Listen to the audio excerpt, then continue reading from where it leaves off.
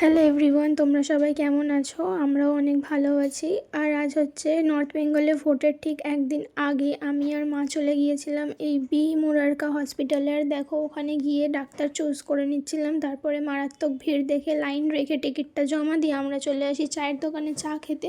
আর এই হসপিটালের ভেতরের এই গ্রাউন্ড এরিয়াটা দেখো, মারাত্মক সুন্দর, বেশ হাওয়া ছিল আর প্রচণ্ড গরমও ছিল আজকের দিনে। আমরা কেক আর চা খেয়ে, জল খেয়ে তারপরে আবার চলে যাই ভেতরে ডাক্তার দেখানোর জন্য। মায়ের ডাক্তার দেখানো হয়ে যাওয়ার পর আমি এখানে একা একা বসেছিলাম গরমের মধ্যে আর মুখ মুছছিলাম। এখানে একটাও ফ্যানের ব্যবস্থা ছিল না, মারাত্মক গরম ছিল। আর মা গেছিলো এক্সরে করাতে, মা তো এসি রুমের ভেতর ছিল ওই পাশে, একটু পরে তোমরা দেখতে পাবে। আর আমি এখানে একা বসে বসে ঝলসে যাচ্ছিলাম গরমে। আরও অনেকেই ছিল গরমের মধ্যে বসে, আমার মুখটা দেখো ছোট্ট হয়ে গেছে গরমে। তারপরে ওখান থেকে আমরা চলে যাই ওষুধের দোকানে ওষুধ কিনতে, এক্সরে রিপোর্ট কালকে দেবে।